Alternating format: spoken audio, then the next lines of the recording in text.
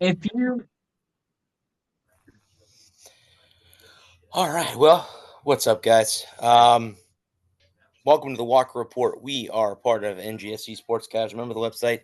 It's NGSC Sports for all your sports content. We will be joined by Joe Longo this evening to talk about smart golf. Um, Joe, welcome to the show, by the way. Thank you for joining us. Thank you, Brad. Thanks for having me. You're very welcome. The tarp is right against the half wall. There's also a portion in between where it just stops. If you want to, Joe, you can go ahead and talk about your book. Um, so smart He's golf. right there to try to make the play. And thank goodness he Um, didn't hit with that ball. there must be some background music. There you go. So smart golf is a book I recently got published on Amazon. It really talks a little bit about how to be mentally, emotionally, and physically ready for playing a really difficult game, which golf is, right? And sometimes you're up and sometimes you're down, and um, a lot of it is mentally focused and being emotionally focused as well. And how do you recover when you are in a situation where maybe you're playing competitive, or maybe you're playing against some of your friends and you really want to do well, but you're just feeling nervous and anxiety's starting to hit you, and what do you do to recover those things? So I talk a little bit about these things, about how to recover, how to use breathing exercises and try to slow your heart rate down and things like that. So rather interesting, and getting a lot of good comments from it. Yeah, Joe, I've been playing golf since I was 5. I'll be 42 in a couple months. Um, And it's funny, my uncle was the person that introduced me to the game of golf. And it was funny how he did it to me. He's like, come play this interesting game. Well, he didn't tell you that the game would be, one day you want to, break every club in your bag, and the next day you don't want to get off the golf course because you're playing so well. But I can agree with you. I can definitely, I could, from all the years that I played in high school, for my high school golf team. A lot of people don't really think of, again, they don't think golf's very physical because you don't have to do that much, but it is very mental. And at the end of the day, it's you against the golf course. Like, you have to, whatever the golf course gives you, that's what you have. And like I said, you either go out there and you are playing very well, and that, or you are frustrated and you're using the the concepts that you put in your book. um Breathing exercise. We, a couple weeks ago, we had a LPGA tour star on, and I asked her how important was it to have her dad on the bag. And a lot of people don't understand, they don't play the game. Having a caddy is a great thing, because that person could be the one who can calm you down Yeah, or put you in a better position than you think you are. And again, that's one of those people too you have to trust, because you pick the wrong one and they can really screw you, or you pick the right one and it's somebody who you're with most of your career. I know a lot of golfers that stick with the same caddy throughout their career. I know Tiger switched a couple times, but for the most part, it was always um, about the same guy. So I agree with you, Joe. I think it is a mental game. Golf is a mental game, yeah, definitely. yeah. And you have to adjust, basically, depending on, I always say to my friends when I'm playing golf, is like, you never know who shows up to these things, because it's all about where you are, emotionally, mentally, physically. Um, you know, you know, uh, do you have something else that's on your mind at this point in time that could, divert you from, making the right decision, of course? So, it's a lot of diversion on the golf course. Friends talking, somebody's telling a joke, or to play really good golf, you've got to be focused. You got to be spend a lot of time, and that helps. Yeah, no, I would agree with you. I also think too it depends on how serious the people that you play with are with the game. I mean, I've played with people who are you can't move an inch because they get they get distracted. And then there are people that go out and they are just having fun. Yeah, 2 or 3 holes into the round, they're getting drunk or being funny. And I mean, me personally, the biggest change for me through the years has been like when I started playing the game, it was so quiet. Now on the golf course, you have people with speakers and there's music and yeah, people, the game has completely changed through the years. As obviously, if you watch the Live Tour too, Now they can uh, turn out. they play music and they wear shorts and not pants, and so they've changed the game too. The game has changed yeah, through the years and it's adapted to I guess it all comes down to attention span too. So if you have to make sure you keep your fans, in the game. So to me, yeah, I mean, like I said, when I was growing up, you couldn't make any noises on the golf course, and now you can do whatever. It seems oh, like nothing is against the rules now for the game. yeah, So that's true. Very true. And I found, to tell you the truth, um, when I go out with my friends, I play. I mean, I just play casual, mhm. just socialize because I do like to socialize. But I do prefer to play competitively because it really forces you to focus, on the game. A lot of people don't want to play competitive because it's hard as it is. Everyone is playing competitive, but it does get you to focus and really try hard. It helps you improve too. No, I agree. Anyone else have any questions for Joe? It seems like the LIV and the PGA. I know they're rivals, but they seem like be standing up completely different. I mean, I know that's probably what their intentions were, but it seems like the LIV is a bit more relaxed and say that it's a long time present. I've watched the LIB and it Live Golf, and it is Yeah. fun to watch. And I do agree with you. It's kind of fun to watch. Mhm. But I also feel bad for those guys. I mean, like Bruce So Koepka. do I. They're not the same guys they were when they were PGA Tour. No. Maybe because they made all that money and they're set for life. They don't have to work. That's hard. Maybe I don't know. Maybe it's just too casual for them to focus. Like we were Yeah, talking especially about. for the older generation. It's they're like, what kind of golf is this? Yeah, And of course the younger is like, this is our brand of golf. To make it more entertaining, make it more fun. But how some of the old timers are set in their ways, and like, oh, you're messing with the game. What about the tradition? So so I kind of look at it that way because my uncle used to play golf, and he taught me a few things. I wasn't really great at it, so maybe the miniature version, but I kind of got that's where I got my golf knowledge from. yeah. The way I got into golf was more of a social thing. Huh. I was working at IBM, and friends of mine used to say, "Let's go out and play golf," and I didn't know how to play. I had an old rickety set of clubs, and I'd go out with them just to hang out with them, drink beer and have fun. And but that's how I got into it. And all of a sudden, I started realizing, like, one shot, that wow, I could, Yeah. it's not bad. I want to come back for more.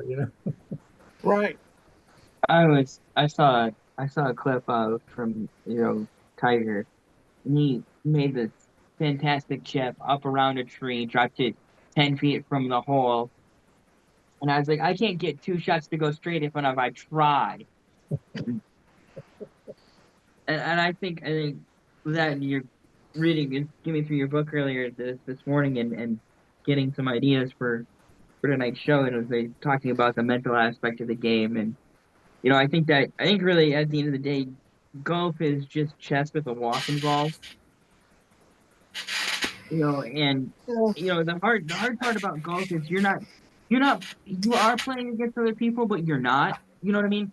Yeah, Sort of. Where where you're out there against, like if you're on the, if you're in a four-man scramble with your buddies, you got your four friends out there, and you're playing casual golf, and then you've got professional golf where you've got 150 people out there on a Thursday morning teeing off, and you're just as much playing. It's a lot like motorsports where you're racing against other guys, but what you're doing isn't as affected by them as much as what the track or the golf course might be doing. Yeah, there's a lot of distractions on golf. Let alone, the things about, your friends and people that are around you, but there's things that are happening. There's the wind, there's the rain, there's, Mhm. environmentals that are going on. Everything can be so incredibly distracting, not to mention the fact that you hit a bad shot, you're, a lot of people are, they're in a bad mood. So, my book, that's what I talk about. I talk about how to recover from these things, and how to get yourself more, straight on, try to focus, try to get more concentration, recover.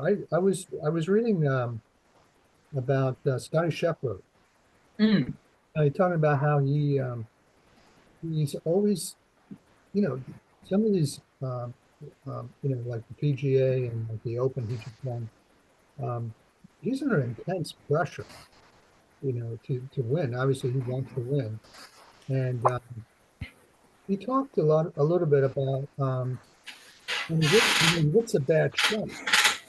He gets upset like everybody else does, but he has this some kind of a breathing technique that he uses to try to slow down his heart rate. Because when you get your heart rate down to a normal level, you can swing better. You can make the right decision. You're more comfortable in the swing.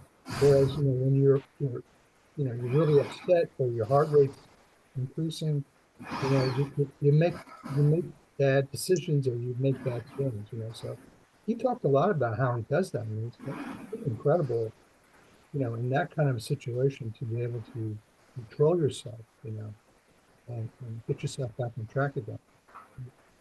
And some of those things that you have to do, I think.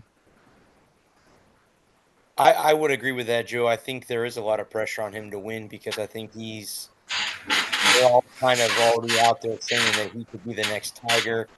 I think he's what, a U.S. Open away from the career Grand Slam, if I'm not mistaken. I think he's won the Masters, he's won the Open Championship, which he just got done winning earlier this month, and he's won a U.S. Open already. So yeah, there is a lot of, and then see, if I remember correctly, when he first came on tour, he was one of those that lost his temper quite easily. So he's obviously taken that to heart Yeah, and said, "Hey, I need to fix this if I'm going to win." And I think since he's done the breathing exercise that you had read about, I think he's got it back under control again because of the pressure on him. And again, we have the Ryder Cup is next month, so I don't Right. care, what you're going to get upset in that tournament. That's the one golf tournament every year that raises my blood pressure because I'm Yeah. always amped up to see the American flags on the board instead of the European flags. But it's going to be interesting this year because I think it's at Bethpage in New York, where the U.S. Open was a few years ago. Um, and we seem to win on our soil, but when we go to their soil, we can't. yeah. European soil, we just cannot win to save our Exactly. life. Why do you think Um, that is? I Lou, honestly, I think it's one of those where I think it's the crowd. I think that plays a major factor in Ryder Cup play think because so. if it's here in the United States, you have a lot of USA fans cheering USA. When you go Yeah. to Europe, it's a lot of European golf fans over there, and Mm. they either have one guy or multiple guys that are on that team that they cheer for. And I mean, I remember when Sergio Garcia, who I think now Oh he's yeah. on the Ryder Cup team anymore because he's on Live now. Him and John Rahm both were like outstanding together. Yes, they And were. I I don't saw that. know I don't know if Liv's allowed to be on the Ryder Cup or not. I don't know how that I think they are. they are. Okay, okay. I wasn't If I'm not sure mistaken. what the rules were for them. So, but no, I mean, I like that Scotty Scheffler was. I mean, I can be Yeah. honest with you. When I was growing up playing the game, I would have a tendency to throw golf clubs, and I broke my Yeah. golf clubs. And Oh, nice job. and the quick way to learn that is you break your shafts. Guess who has to pay to fix them? You do. So You after a do. while, you stop doing it because It's expensive. shafts are not cheap. So you stop throwing clubs and stuff, and I can remember this and bear with me because I'm gonna cuss here in a few seconds. But I was Good. playing golf with my uncle, and we were in Georgia on a golf trip, and I got mad on a putt and hit it off the green, and I caught the green a little bit with my putter, and I get back to the golf cart, and he looks me dead in the eye and told me this, and I remember this the day I die. He goes, "If you ever fucking do that again, I'm gonna kick your fucking ass." That was what he told me, and guess what? I never did it again. That was a lesson learned. That'll teach you. Never did that again, and again, that's one of those things where you take Joe's what he wrote in his book, and you say, you know what? We all hit bad shots. Even the professionals hit bad Yeah. shots. You've seen it on TV. It doesn't Oh, happen as yeah. often as it does for us. But if you can, like Joe said, if you can slow your heart rate down and breathe, probably going to hit a lot Yes. more better shots than you are going to be bad shots at the end of the day.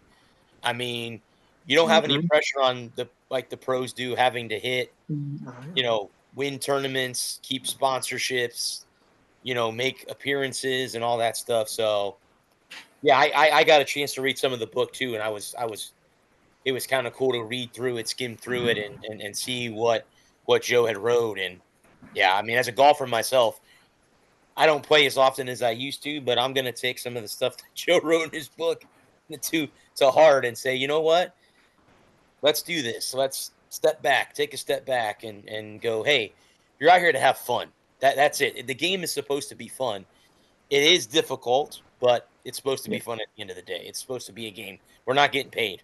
So Mhm. go out and have fun. Yes.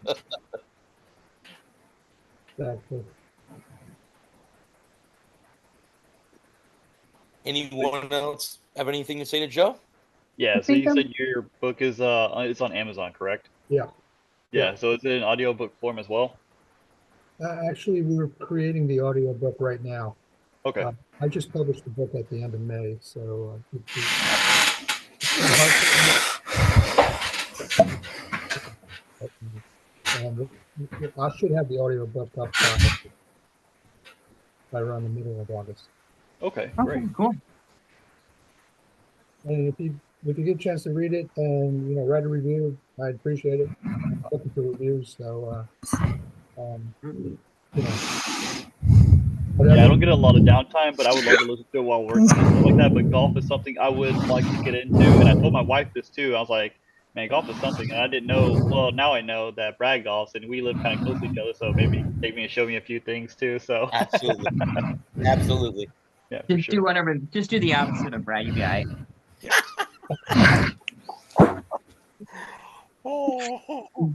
Yeah, that's true. Yeah.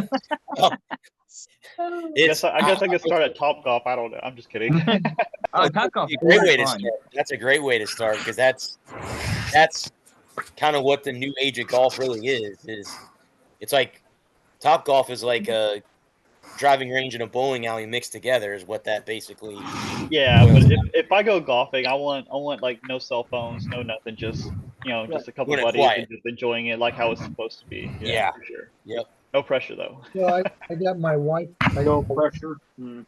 I got my wife playing golf about 6 or 7 years ago, and she was like this. I don't want anybody around me. I don't want anybody to see me.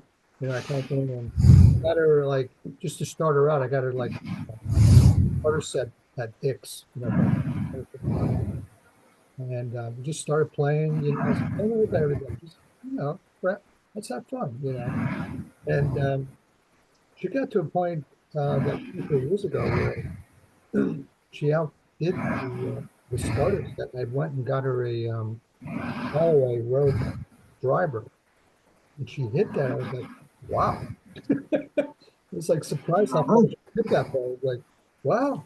It's not only, you did it, but also the equipment helped too.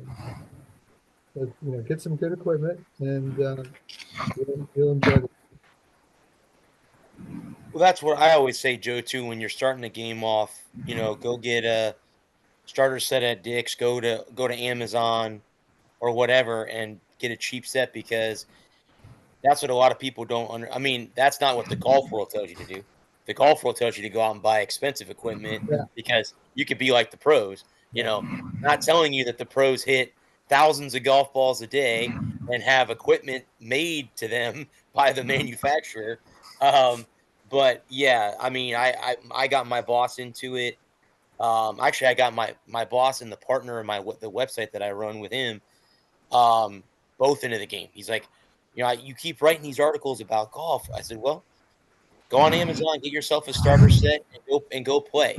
Because again, if you get frustrated, you're not wasting thousands of dollars, and you're only wasting a couple $100. That's a big difference compared to spending $2,000 on a set of golf clubs, which I think is what it is. I think the average today now is like 2 grand. I think for a decent set. So yeah, it's not and it's not a cheap sport either. That's the only other downfall to it is it's hard for people that don't come from a lot of money to be able to play the game or stay competitive in the game. That too. So yeah, That's one of the problems of golf right now is the generation coming up today is they're not interested. Our game, it's expensive, getting more Yeah. expensive. And, you know, but, things like Top Golf. Tiger Woods introduced what's called Top Golf down in Florida. And he's got, it's kind of an interesting, it's kind of like miniature golf, but it looks real, better fairways kind of thing, and rolling greens make it difficult. So, between Top Golf and Tiger's trying to bring more people in to enjoy the game a little bit better, and then, try to get more involved. I think those things are great. you know. yeah. Because I think if you think about it, he's passing the torch to the next generation of golfers that are up now, like the Scotty Schefflers, the Brooks Kep or the Yeah. Bryson DeChambeaus, guys like that that are now You can't say each other. carrying the torch on the tour. Well, Bryson's on the live tour, but I mean on the tour and the PGA, at majors and stuff like that. Um, but yeah, like I said, I've been playing the game for over 30 years. So, but it is like I said, there are going to be days where you don't ever want to leave the golf course because you're playing so well. You don't want to leave. Nothing's going wrong. And then other days you go out there and you can't get anything right. But Joe is right. It only takes one shot to bring you back. You may break all your clubs, but then you go to the pro shop and go buy more. Go back out on the next day and play golf. So yeah, it is a game. Joe, I definitely will finish reading the book and I'll definitely give you a rating. Amazon, right? Is that where you need the rating to be? Yeah. Okay. Yeah. I'll definitely do that. Yeah, me as well too. Yeah, I got you. Appreciate it. Anything Yeah. else for Joe? I'm good. Thank you for coming on. Yes, thank you. Joe, appreciate that for coming on. Yeah. Thank you, and I appreciate you guys having me. So, have a great evening, and hope to see you soon. That's smart You golf. too. Yeah. Thank you, sir. Okay. All right, gentlemen. Well, that was cool. Yeah. Yeah, that was fun. Interesting interview there. If you guys want, hey, Bobby, I can actually send you a book via email if you want to read it the normal way. You send it to me for free. I can send it to you if you want me to attach it to an email or something. That'd be cool. I mean, Yeah. or No, that'd or be you cool can too. read my Yeah, I could try to read it in my downtime. It's just like when I do like my research and like stuff, I'm usually working and I'm listening to it because I don't have a lot of downtime, especially with like a toddler running around and stuff. It's So true. Right. so yeah, he's a Well, handful, it's It was actually kind of nice that me and Bobby got to hang out Monday night and have a cigar and be at the cigar bar for a while, and Yeah. that was nice to And watch the Rays play. watch the Rays play the Yankees. Yeah. Yep, watch the Rays play the Yankees. So yeah, That was a lot but of it fun. was I like the comment that he made. He goes, "I need some more guy time," and I'm like, "Gotta tell Sammy that. Gotta tell Sammy that. Yeah. Gotta tell Sammy that." Yeah, So, for sure. but yeah, all right. So let's see. Well, guys, if you want to, we can dive in a little bit into the MLB trade deadline since it's all Yeah. over. Thank goodness. Yep. Well, there's still be trades more later on. I mean, you get some trades off of waivers, so it's not exactly over yet. Yeah. Yeah. Well, Adam, what do you think about the Tigers getting Charlie Morton?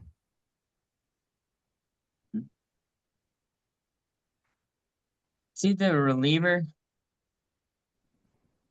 No, he's a starter. Starter. Okay. Mhm. Yeah. I mean, he doesn't have great numbers this year, though. Get on a Three bad runs. Baltimore team Yeah. this year. Well, I'm not too pleased of a person that we got because he's come from the Rockies, and we know how the Rockies have been this year. I mean, okay. I mean, all right. So this schmuck that's coming over here, he does have despite the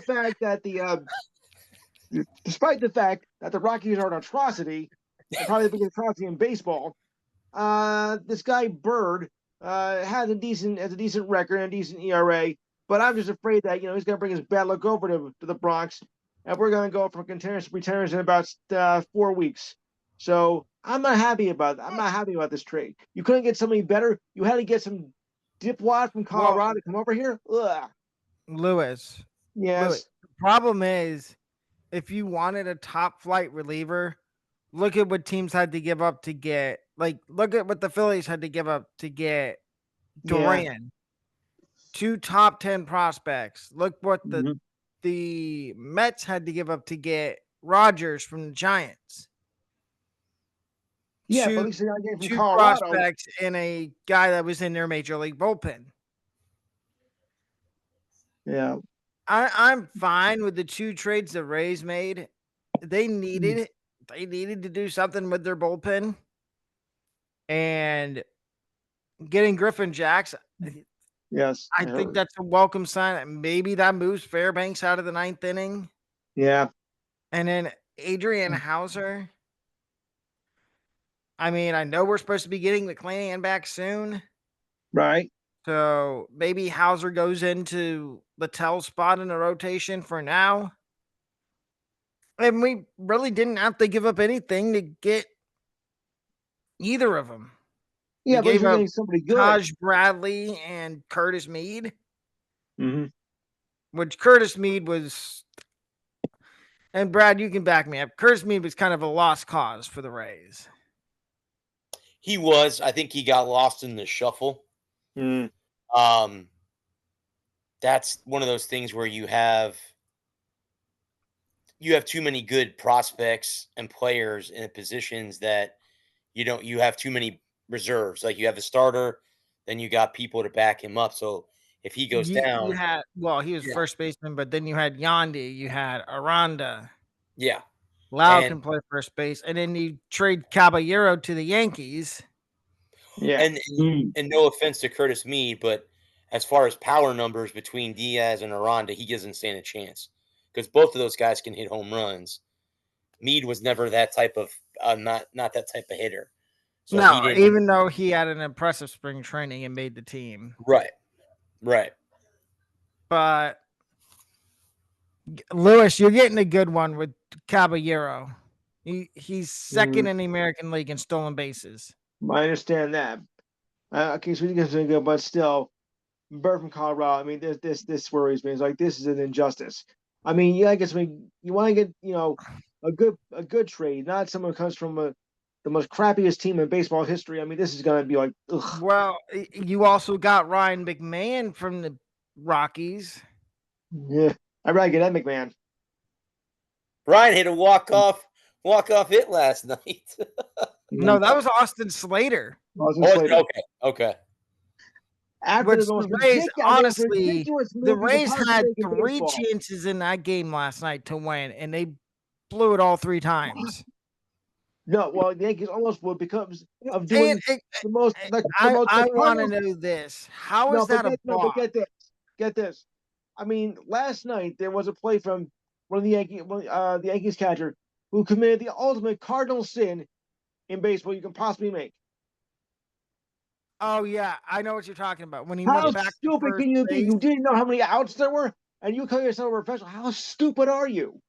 Oops, I goofed. Yeah, you goofed, dumbass. You're right. You almost goofed cost the Yankees the yourself game. out of an inning. And In I a tie thought when that game. happened, I'm like, okay, the Rays are going to win this game. They took the lead in the top of the ninth, and then Fairbanks comes in and gave up a game-tying home run. But I need to understand this. And the bottom of the 11th, how is that a balk?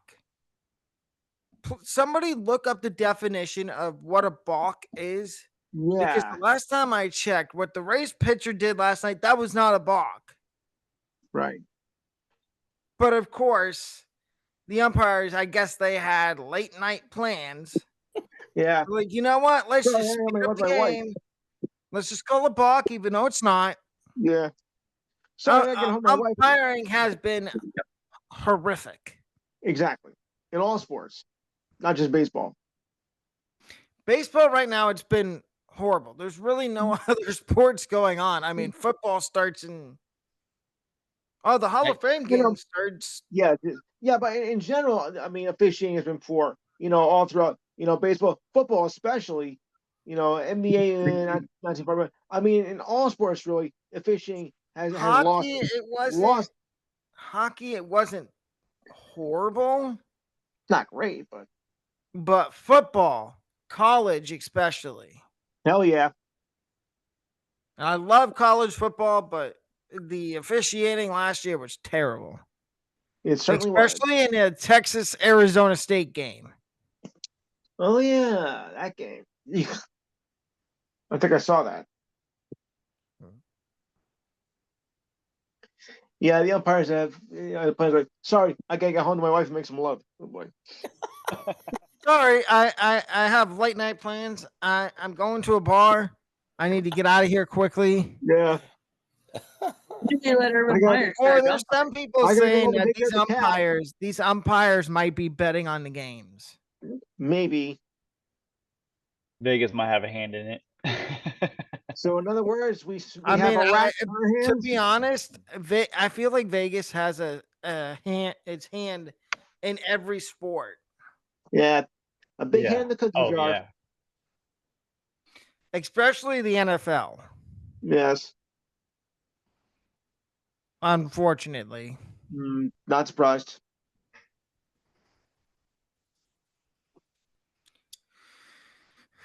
Yeah, no, I actually just looked it up on Google. It says right now that the Rockies are on pace to be worse than the White Sox were a year ago.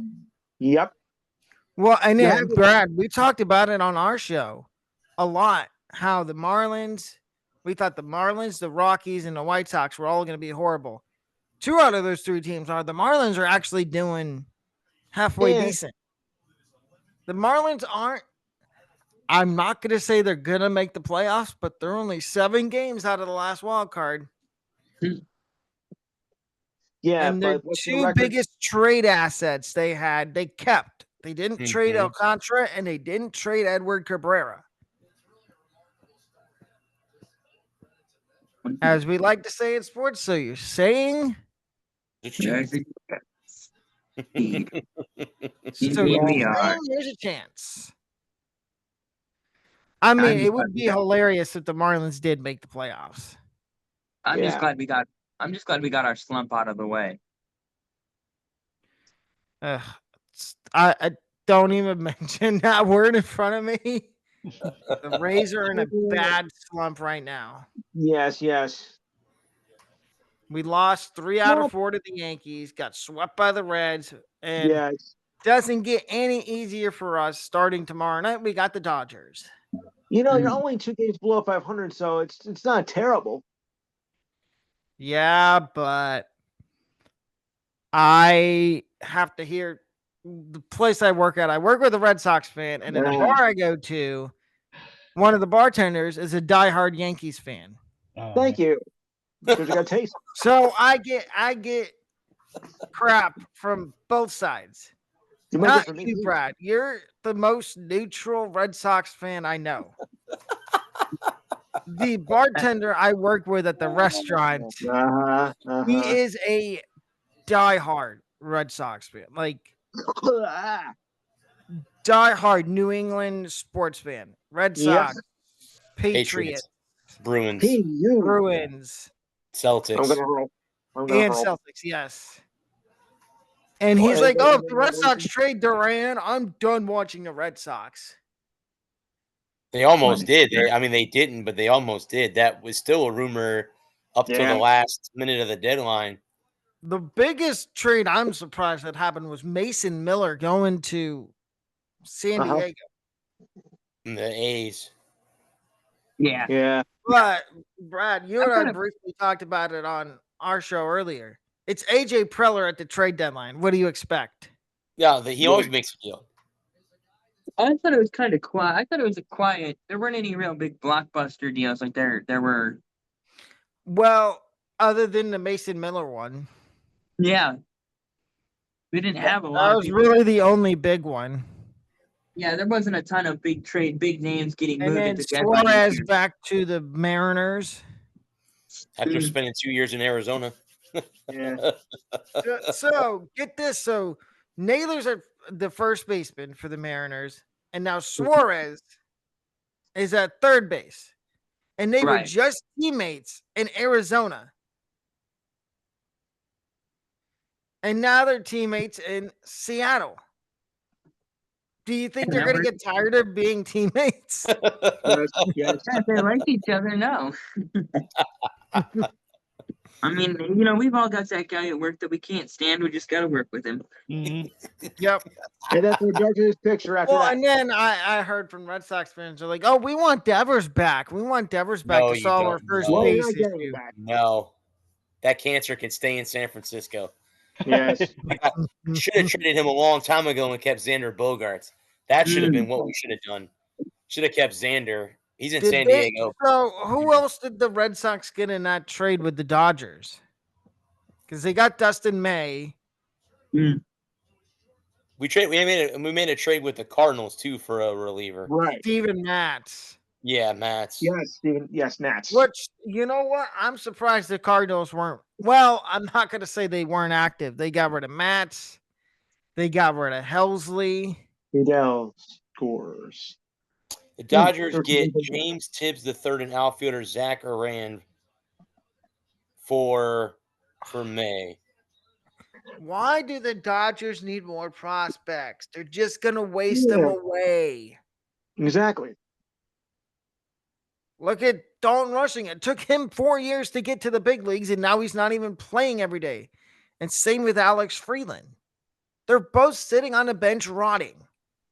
And that's what they were talking about on MLB Network, was if the Dodgers were going to make a big move, that maybe they use Dalton Rushing as a trade chip. Tibbs came over in the Bogaerts trade from the Giants. The Devers trade. Devers trade. I'm sorry. The Devers trade. So they just flipped him around and sent him. Well, and the problem with the Red Sox is they got a logjam in the outfield still. Well, I'm reading here. It says Breslow acknowledges fans' frustration after Red Sox failed to land top starter. So obviously the fan base is not happy. They didn't land a starter. Yeah. So. Well, the thing was, I think if they tried to go after Alcantara, the Marlins were going to want Meyer or Anthony or Campbell or another name that was thrown around from the Red Sox was Miguel Blaze.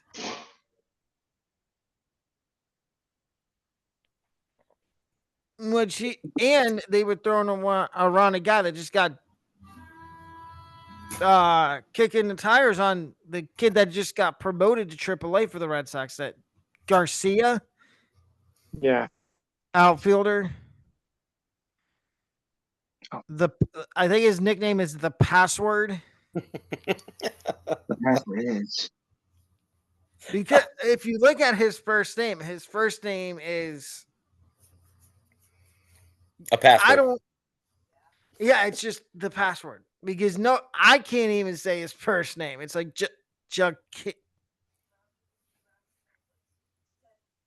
Yeah. Jensen Garcia. And I know a lot about prospects. I'm surprised the Tigers weren't more active. Yeah. So was I. I guess the Tigers didn't want to cough up any of their top 10 prospects. Yeah, they made the move for Mortensen. They picked up that reliever from the Cleveland, Kyle Seawald. Finnegan. Oh no, Finnegan. Finnegan was Washington. Oh, okay. Well, and I'm surprised Cleveland didn't sell off more because I don't think they're going to make the playoffs. And Clase's probably out the rest of the year because he decided that he wanted to be a part of the whole gambling incident that's going on within Yes. the MLB. And he's the second Guardians player to get caught for supposedly betting on games. And there'll be more of them.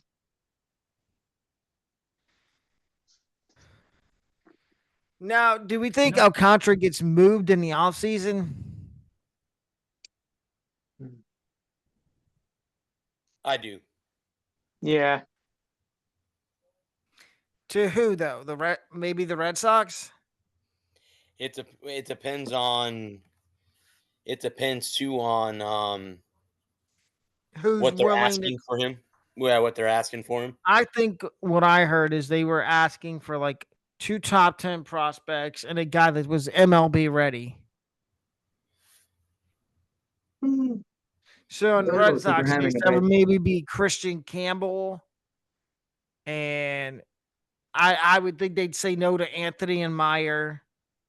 So Yeah. that maybe Garcia, Luis Perales. And same thing was the Padres were floating around Dylan Cease. That was a name that also was out there too. But he's going to be a free agent at the end of the season. And so is Michael King.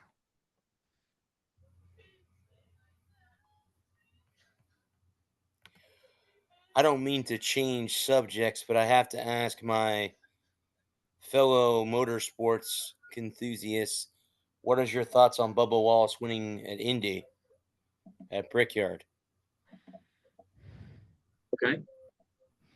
They won. I mean, it was a win. I mean, he went out A there and he win is beat a him. win. Yes. He went out there and he got the win. He stayed more than anybody else. Able to stretch it longer than anyone else and got the win.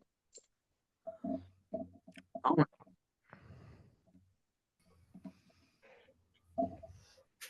I according to this, he's the first African American driver to win in Indianapolis in both Oh. Formula One and NASCAR. If I'm not mistaken, that's what I'm reading. yep. Yes. Okay.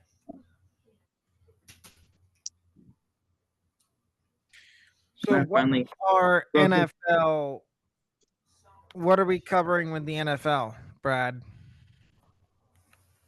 I was gonna say where before we get to the NFL, where's the next race at after they leave the Brickyard? Iowa. Iowa. Okay. Have Corn a lot of racing. corn. Yeah. Hello there. Okay. I wanted to ask about the Bubba Wallace thing. Yeah. So I was reading, guys, and this is Lewis's favorite 3-letter league, the UFL. It looks like they are looking. They got a new investor, Yes. and They're looking to expand. I think we talked about that last week, how they want to Yeah. expand to Columbus and stuff like that. So Yeah, but they're getting. at the same time, 4 of those franchises are moving. So it's not like you're expanding. Some of those teams are moving because they can't afford to play where they are right now. right. Unfortunately, New York won't be one of them.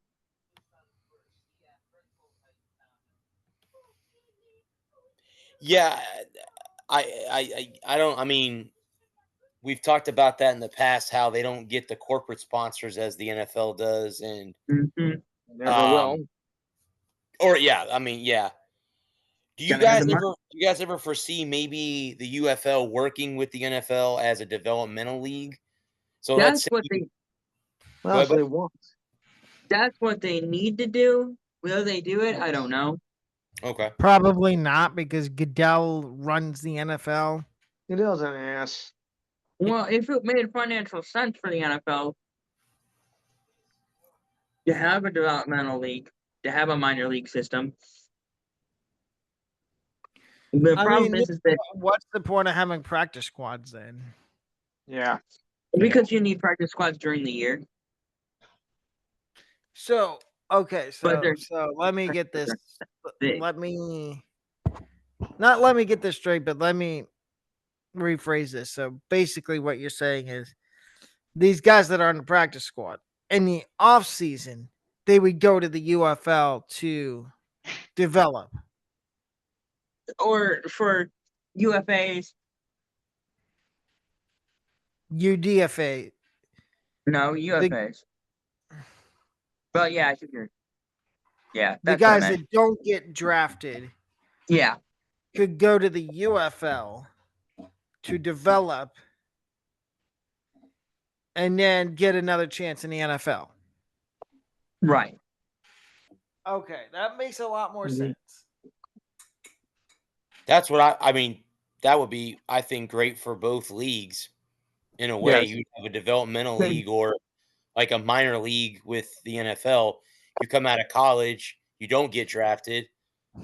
You can go to the UFL and maybe show the what maybe the scouts in the NFL missed, and gives you, or if I you got a perfect example for you.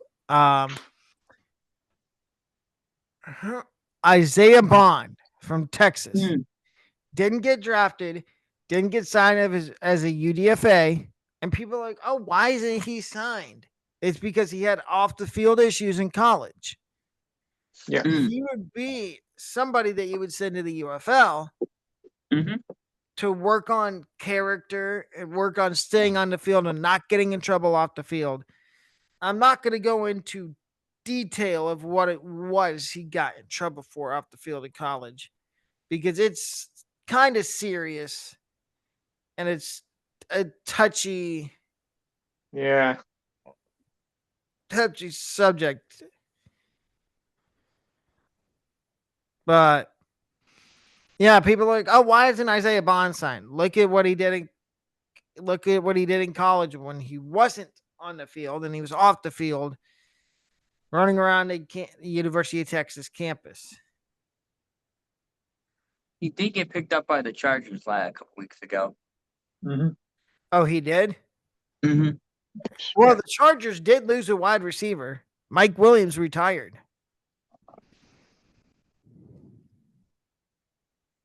And people were making a joke that it's because he couldn't take Harbaugh's off-season workout training.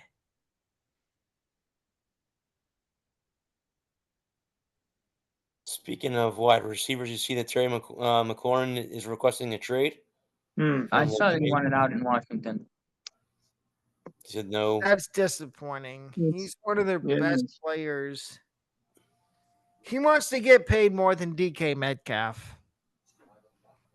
Mm. And as an Ohio State fan, I do like Terry McLaurin, but I don't think he's worth more than $33 million. Now, who does he get traded to? That's a very, very good question. Pittsburgh? Maybe.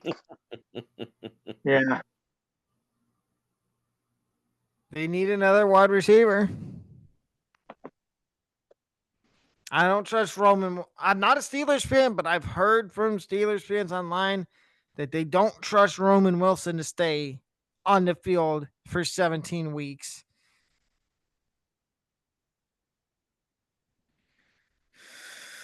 Could you see him going to the either? I would say Steelers. I'm not gonna say Eagles because the Eagles don't need any more wide receivers. No. He won't go to Philly. No, because it's a division rival. Could you see him going to New Orleans? Maybe New Orleans doesn't have any assets to give up for him. Nope. They're They too- gutted their draft picks. they have too many needs to be selling draft picks for a rental Atlanta? player. Possibly New England. I said Atlanta. Oh, Yeah. possibly Atlanta. Tampa Bay could be on the horn. The Bucks? Godwin, No, we have Godwin and Evans are getting old. McLaurin's very young. He's fast. He's flashy. no. McLaurin's 30. 30. He's not The old Bucks already? just drafted a young Yeah. receiver. Yeah, we just drafted Ibuka. Yeah. And I don't think Evans, after this contract, I don't think Evans is leaving. I think they'll give him one more and then he'll retire. And same with Godwin. I think Evans has 3 years left in the tank before he hangs it up. I think he's Really? due Okay. to sign a 3-year deal to stay with the Bucks, like Levante David did his whole career. But Adam's right. You're going to have to start looking for with Ibuka, and then they have McMillan, who they drafted. They're going to And then have to Trey start looking- Palmer, which I think Trey Palmer's more of a punt returner than he is a wide receiver. No offense to him. I just think he's more of a special teams guy than he is yeah. offensively. Well, and Jason, never doubt Jason Light. No. Jason Litt's one of the best GMs in the business, and I would bet he's thinking he's probably going to have his scouts out again at these colleges looking at receivers because he knows Evans and Godwin aren't getting any younger. well, that's why I think he drafted Ibuka. Yeah, because of that reason. He knows because I think Ibuka's he's more of a slot guy, right? Like a Chris Godwin type, right? He played some outside of Ohio State. He was 50-50 slot and Outside. yeah. Okay. But that's because you had Marvin Harrison, you had Jeremiah Smith. He played a lot outside last year because they had Jeremiah Smith in the slot. Well, the interesting thing is we're gonna have to watch the Bucks. Their first game I think is 2 weeks from tonight. 1 week from tonight. Next Thursday. Next Thursday. Next weekend. Not sure. They play. I think it's Tennessee. Yes, they play. Oh, maybe. They play Saturday, August 9th. So next weekend, a week from Saturday. Week from Saturday, correct? Good. The week after SummerSlam. Yeah.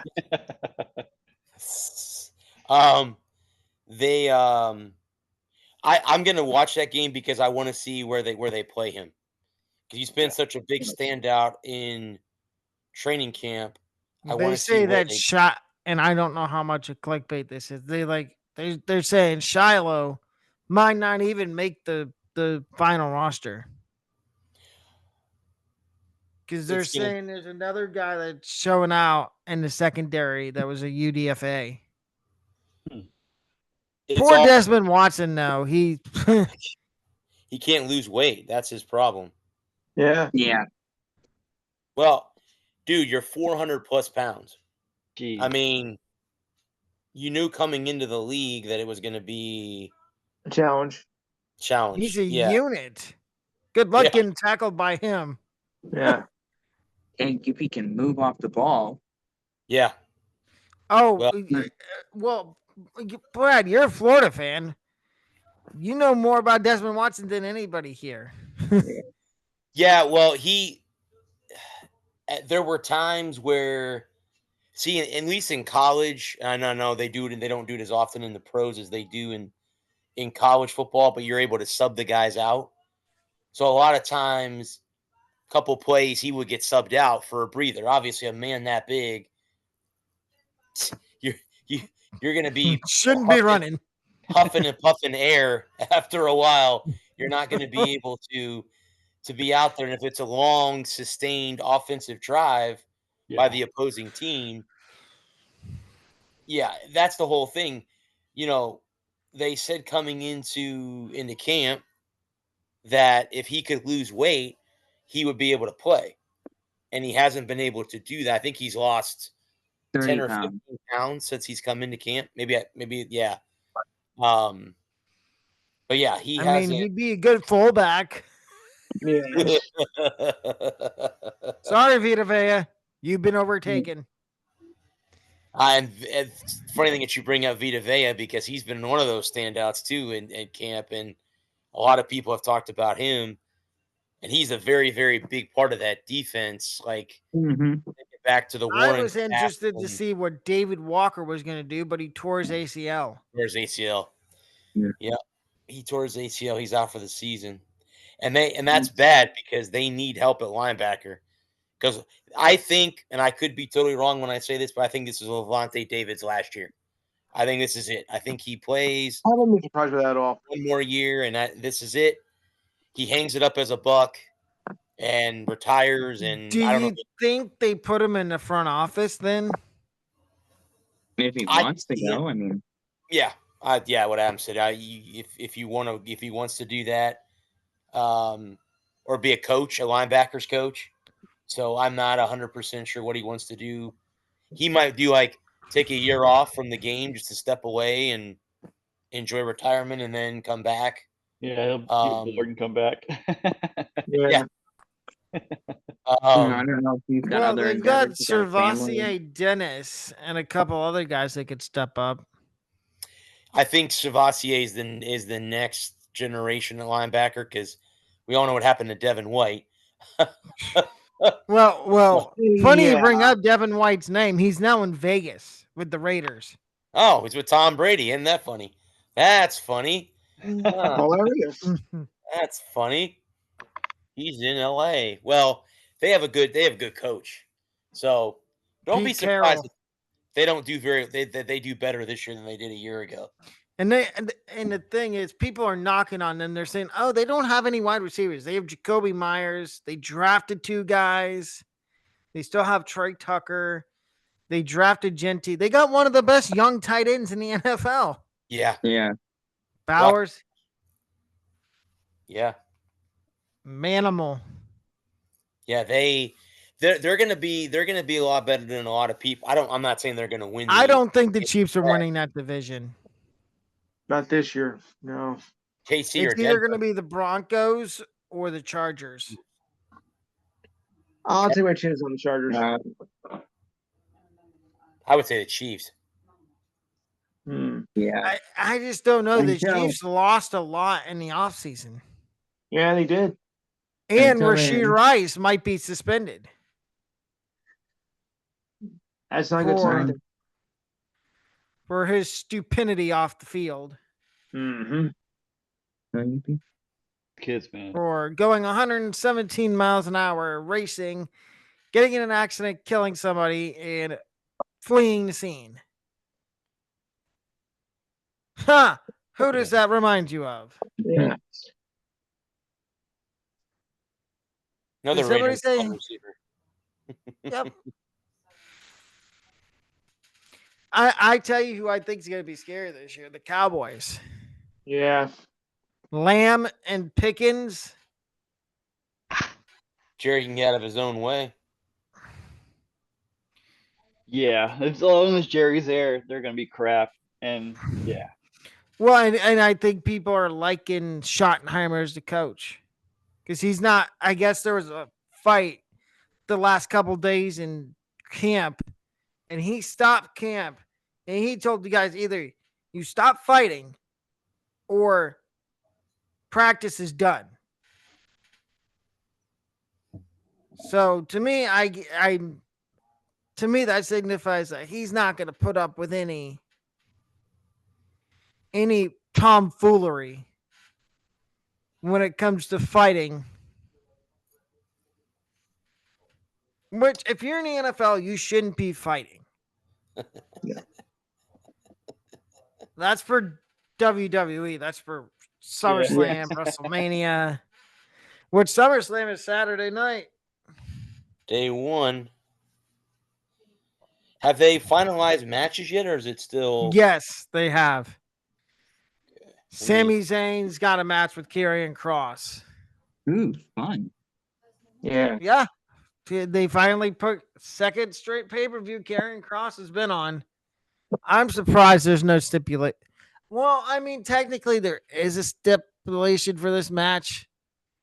If Karrion Kross wins, Sami has to say that Karrion was right. And I guess that Sami was a liar. If Sami wins, Karrion has to stay away from Sami, which I think we all know that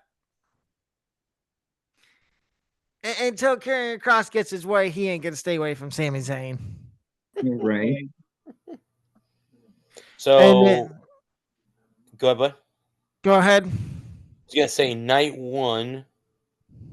Night one is going to be. I'm assuming that this is the main event. Is Gunther versus CM Punk for the World Heavyweight Championship? I've already heard that they're planning on Seth. If Punk wins, they're planning on Seth hobbling down to the ring and cashing in. Interesting. To because you know how Seth is. He does not want Punk To be the to champion. have the world. Yeah, he's in WWE. Right. For the women's world championship, it's Stratton versus Cargill. I think Jade's winning. I think this is where they end Tiffany's reign, unfortunately. Tiffy time. Yeah, I think this is where her title reign ends. And then I think this is the funniest match of the night is Randy Orton and Jelly Roll versus Drew McIntyre and Logan Paul. Well, Jelly Roll all Drew the is way. Drew's apparently stuck in the UK. Did you see his TikTok? Yeah. How dare they leave me in the country? I'm like, you don't have your passport, buddy? What the hell? You travel without a passport? What's going on? Well, no, I think he said in the video he has his UK passport, but they won't let him back into the US because his US passport is still in the US at wherever he lives in the US. Because his wife got back. That's what he said in the video. My wife got to go back to the United States, but he's still stuck in. Yeah, do you think somehow this is a work? I do think it's a work. Oh yeah, absolutely, it's a work. And to show up, yeah. Show up. Yeah, it's cleared up. They got the issue resolved. There you go. Cool. There you go. Okay. I hope Randy and Jelly Roll win. I don't care for Logan Paul. Or Drew McIntyre. And there's already people trying to say, "Oh, down the road, Logan Paul is gonna get cheered." Absolutely not. Logan Paul will be a champ soon too. You know that, right? Yes. You know what's gonna happen, right? Mm-hmm. It's gonna happen. Mm-hmm. I don't want to see it happen. Oh yeah, because he's gonna be like, I love Roman, but he's gonna be like Roman was, a part-time champ. Yeah. Because he's not gonna. He's gonna pick strategic times to come back and defend it. And what we want is somebody that's a full-time champ. Yeah. Now, I'm interested in the night 2 main event. Cena. Yeah, let me get through night 1 here real quick. The World Tag Team Champions Judgment Day, Raquel Rodriguez, Roxanne Perez versus Bliss and Charlotte Flair. I think we think who might pull Bliss that and one off. Charlotte are winning. Yep. Sami Zayn, Karrion Cross. You have And Roman I want to Reigns. say something on that. I like this little dynamic they're doing with Charlotte and Alexa. It's Yeah. hysterical. Did you They're see trying the to make them cheerleading act gig? like they're not friends. Did you see the cheerleading gig that Alexa did put on her? Yes. Mm. Oh my God. Cheer for me. No. Now. No. No. When I saw that, I tell you, I was rolling on the ground laughing. I happened to see the clip on YouTube. I'm like, no way. No way did she just tell her no. And I'm like, I don't think I'd be telling Alexa Bliss no. But anyway, that's a different story. Then you have Reigns and Jay versus Braun Breaker. Well, and here's the thing. People are saying, oh, there's going to be a big heel turn. It's not going to be from Roman or Jay. Jay is too over right now to turn heel. And that would be the dumbest thing to do, is turn him heel. Unless you have Right now. Jimmy. Unless you have Jimmy Uso. I mean, is Jimmy hurt? Or is he back? What I saw on SmackDown in the last couple of weeks is he's kind of trying to become buddy with Jacob Fatu. Okay. Because I think down the road that may be the plan for War Games is Roman and Jay and Jimmy and Jacob. Who are their fifth guy? And maybe Tama Tonga. There's Solo and his MFTs. Which I'm sorry, that's the dumbest thing to name your faction is MFTs. So that's night one. Night two is the main event is Cena and Rhodes in a street fight. I think Cody wins, but people are saying, oh, there's going to be a double turn with Cody turning heel and Cena turning face. It's too early to turn Cody Rhodes heel. And it's too early to turn Cena face. That, and it's also Cody is way over with the crowd. Yeah. So you're not going to turn. And deep down, I think Cena knows what he's doing right now is not the true John Cena. I know he's a heel, but I think deep down he knows that the good side of him is still in there. But the fact of the matter is he's getting over as a heel. Mm-hmm. Crowd's cheering him as a heel. We think, is this a resounding yes or no? Do we think The Rock comes back at SummerSlam? No. No shot. Nope. I don't think Cena needs him. I don't think if he comes back, it would be for Cody. That's what everybody's saying. If he comes back, it'd be for Cody to try to get him to turn a heel again. And like we just said, it's too early to turn Cody heel. No, Cody's too hot. They're both so over as they are. And Cody doesn't need the belt to be over. Correct. Good point. Problem is, I think some way they're gonna give it back to Cody.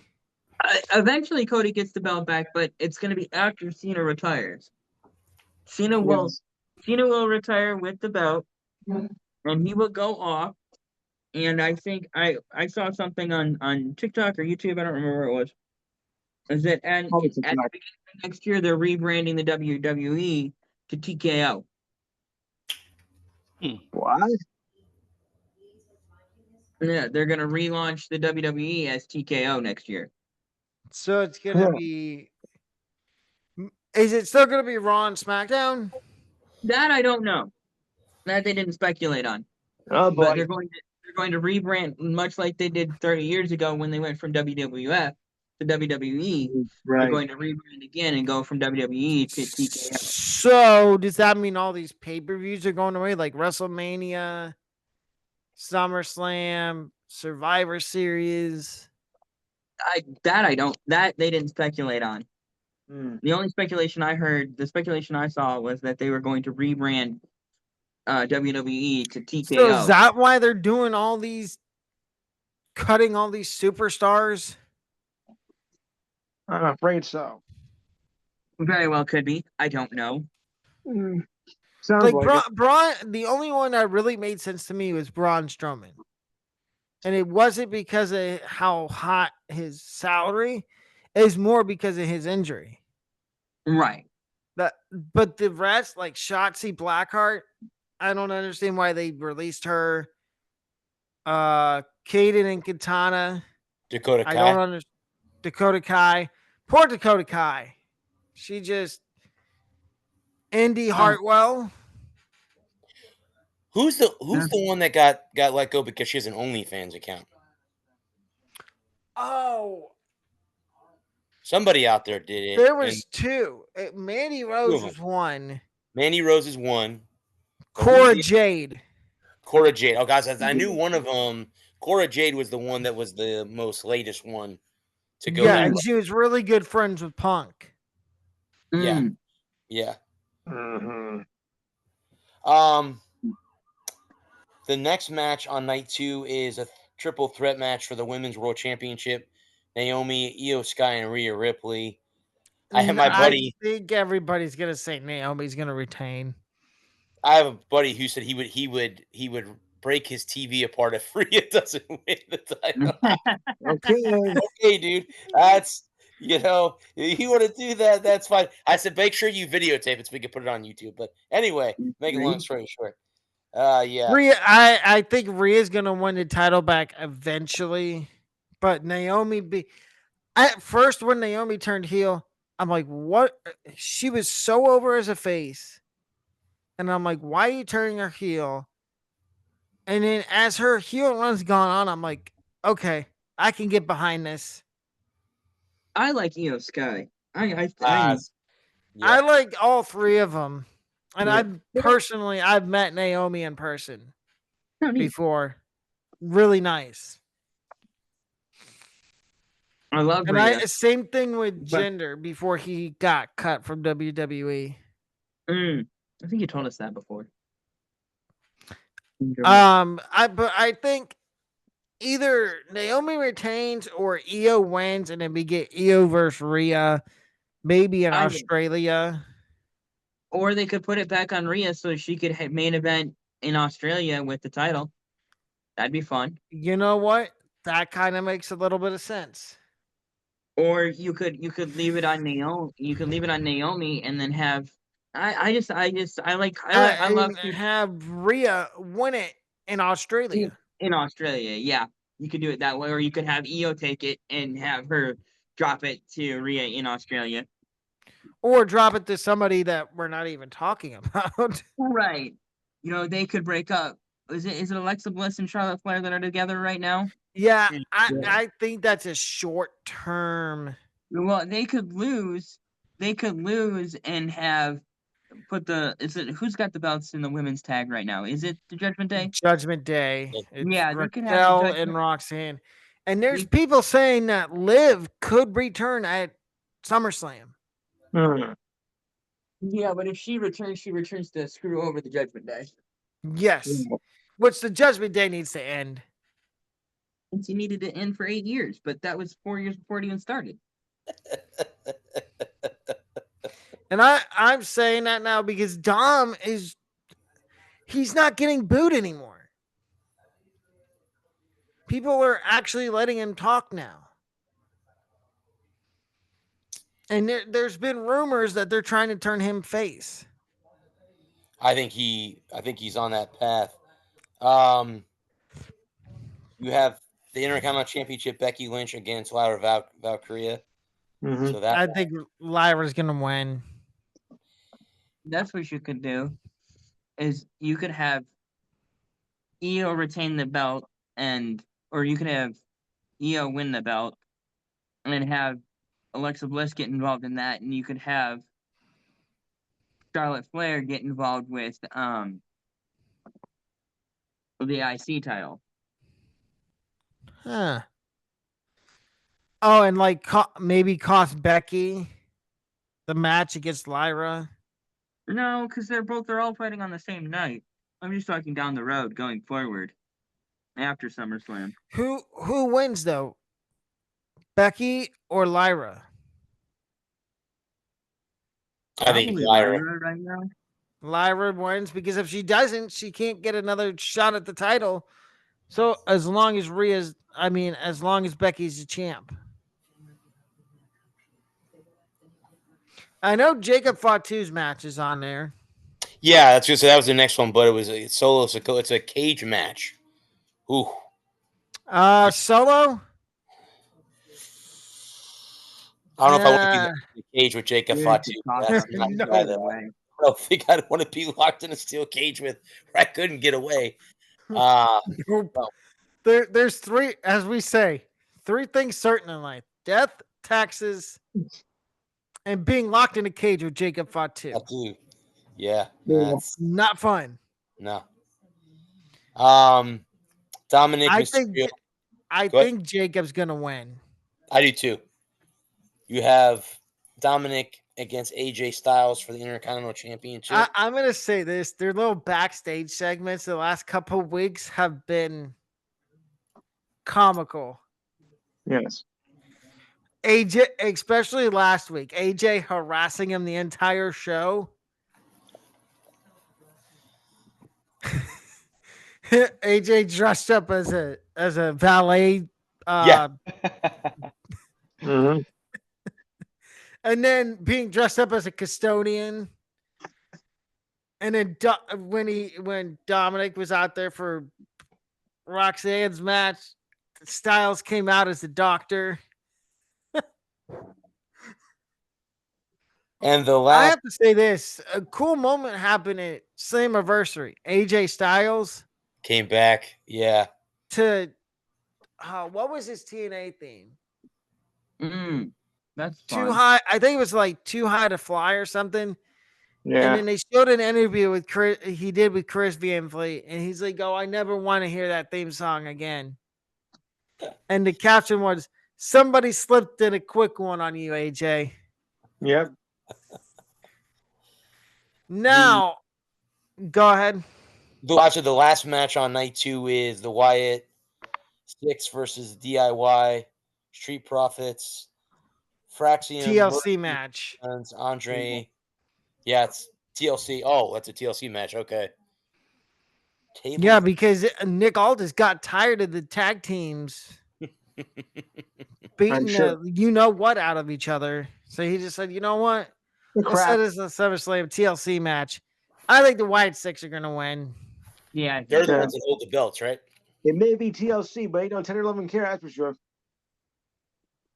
Oh yeah, you come out just ask the Hardys. Ask the Hardys, the Dudleys, Oh, the Bad Boys themselves.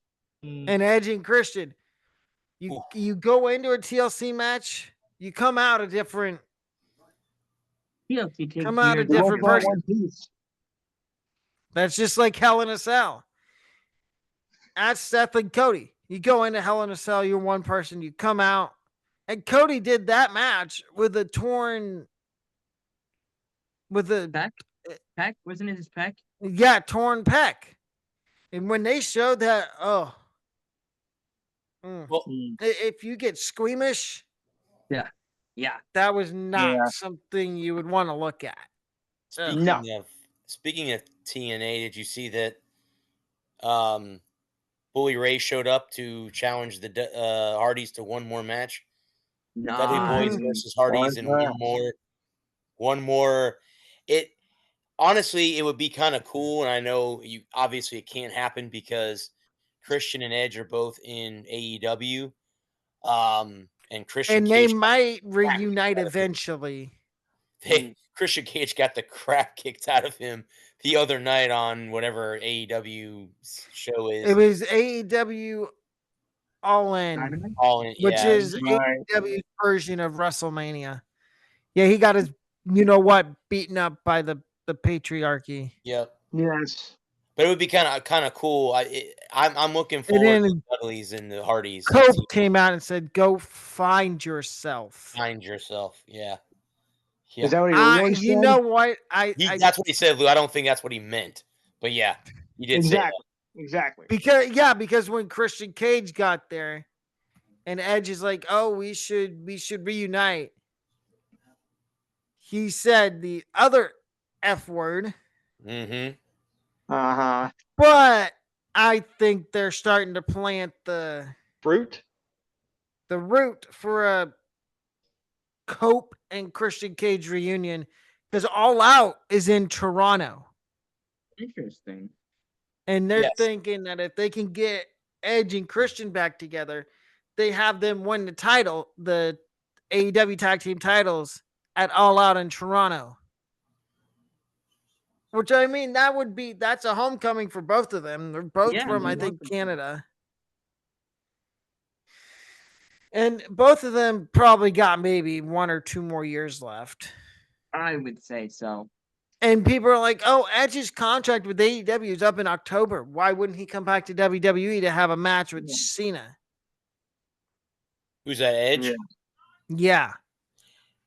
They had a rivalry. I wouldn't be surprised if there's not one more match there between those two. People are like, "Oh, it's not going to happen. There's no way Edge comes back to WWE." Never say never. I was gonna say, don't ever We say said the never. same thing about Never say Punk. never. Goldberg. For Christ's sakes. You mean Oldberg? Oh,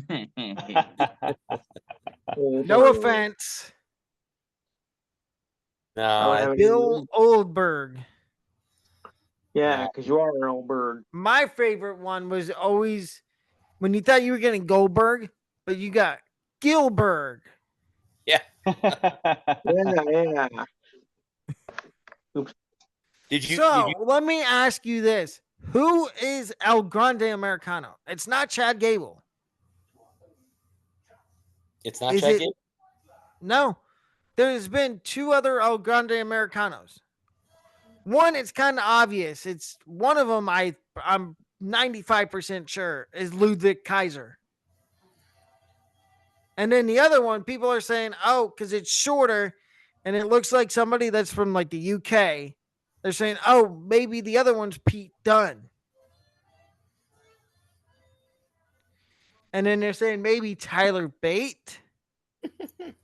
And maybe they're going to start like a faction with Tyler Bate, Pete Dunne, and Ludwig Kaiser.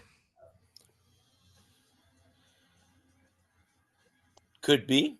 That might be.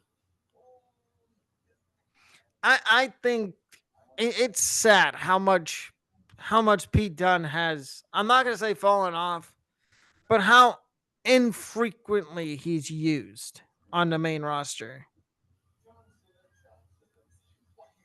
If you go back to look how over he was in NXT UK, and when he first came to the States, it was in NXT. How over he was in those 2 brands. Not saying he can't get over on the main roster, but I just feel like they haven't used him in the right storyline. Like when he first came up, he was with Sheamus and the guy that cost Big E his career, Ridge Holland. Which I'm sorry, and I don't know if y'all agree. I don't think Ridge Holland should be allowed to be in WWE anymore. Probably not. No. After what he did to Big E. Now, on the other hand, do we ever see Big E get back in the ring and wrestle? At this point, I think that ship has sailed. Yeah, unfortunately. I mean, we said the same thing about Edge. Yes, we did. All those years we're like, "Oh, Edge is never coming back. He's never coming back." Well, I mean, if he does come back, obviously his first bone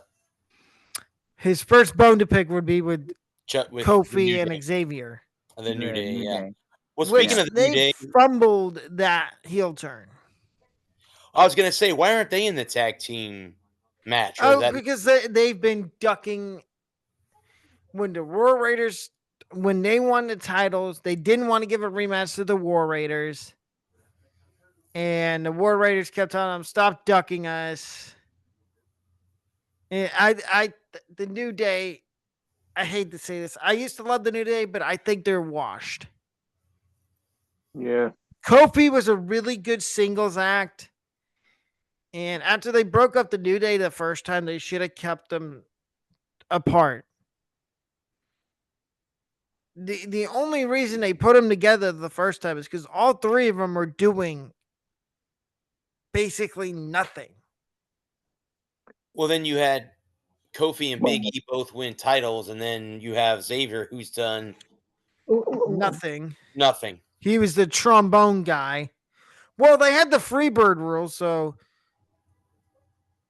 they could pick which two they wanted to defend the titles. I think what shot their career was when they had that whole feud with the Good Brothers, with Gallows and Anderson.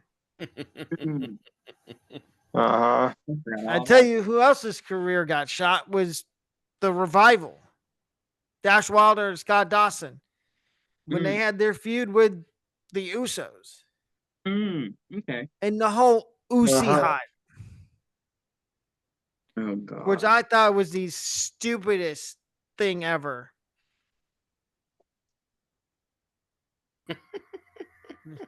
Yeah. I If think you you're don't right, believe too. me, go. All I'm gonna say is go watch it on YouTube. Look up Revival versus Usos feud.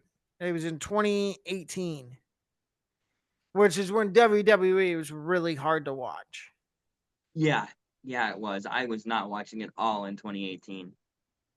We used Yep, because that was Vince, and he just liked to run the same matches every week. Actually, it's funny that you say that, and Adam will tell you this too. We used to try to talk about it on here. We talk about it for what, maybe 10, 15 minutes. At That'd be most, about it. If that, if that, and it would if we brought be it, if it came up at all, and Yeah. all we did was complain about Vince. Yep. I'm sorry to say this, Vince, his last couple years in charge of creative, he was out of touch. His With last 15 years, he was out of touch.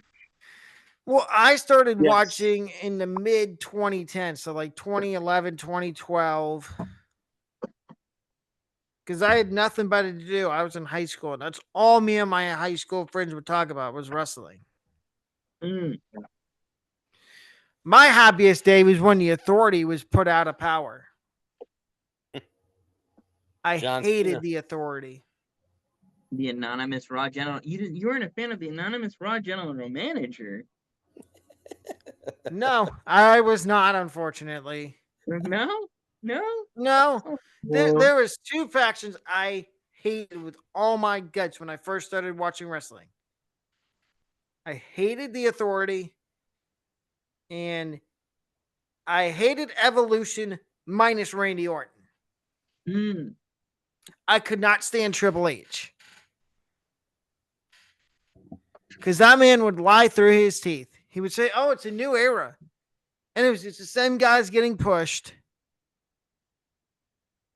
Even when Karrion Kross first came to the main roster, they changed his whole name and his whole gimmick. Yeah, Vince was really bad about that. Even like Chad Gable when he first came up. After American Alpha split, and they did the whole thing with Jason Jordan being Kurt Angle's son. That made zero sense. When they actually had Kurt Some Angle's things son. don't make sense. Go ahead, Adam. I had to look it up and make sure I'm right. Chad Gable would have been the better option to be Kurt Angle's son. Because the resemblance was there. Don't get me wrong, Jason Jordan's doing a good job being a producer. I think he's a producer now. Because he can't wrestle anymore. And that was a tag team that failed. American Alpha. Is Alpha Academy still a tag team? I don't know anymore because I think Otis, they moved him off the active roster. Oops. Really? That's what I've been hearing.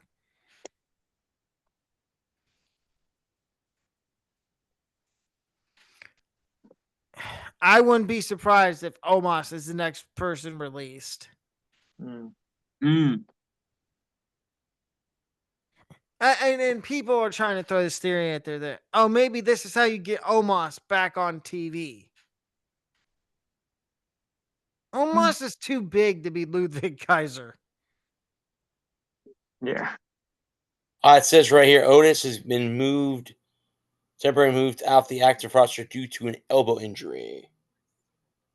He had underwent elbow surgery to address the lingering issue. Recovery supposed to sideline him for a significant period. So he's currently off the roster due to injury. Well, so and then you got Natty Right. and who else was in Alpha Academy? Not Gable. Tozawa. Akara Tozawa. No, who was the girl in Alpha Academy?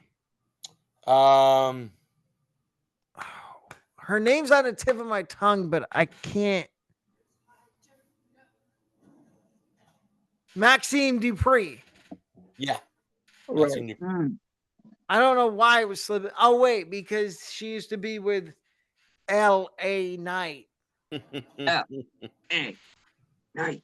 Yeah. And he's the one. He's one that's grown on me. When he first came out, and Brad can tell you the same things. I hate it. I couldn't stand him. I thought he was I'm the hot. same Well, way. I couldn't stand him either because they put him with the maximum, whatever it was. Those two goofballs that are now in AEW. I Was it hated Max him. Dupree? Hated Yeah, LA that was- Knight, and then now he's Now I completely love on him. 180. So yeah. Yeah. That's like me. I hated. Oh, who was? I hated Bronson Reed when he came up, and now Bronson Reed's kind of grown on me. Minus his stupid finishing move he does. The Michael Cole and the announcers oversell the heck out of. It's a stupid tsunami.